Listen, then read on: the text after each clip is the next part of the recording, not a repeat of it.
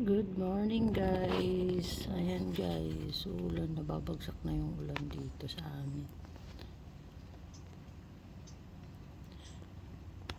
Ang dilim dun guys, oh. Ayan na. Mamaya babagsak na yan. Buti na lang hindi pa umuulan kanina. Pabalik ako dito sa trabaho ko guys. Kasi galing ako sa day off. Ayan. Mag-winter na kaya ganito na yung weather guys. Mag-change na yung weather. So ayan guys, natatakot na ako dito. Nakamuha ng video kasi nakidlat. Kaya hanggang dito na lang guys. Pasok na ako. So ayan guys, bye. Good morning ulit sa inyong lahat. Bye.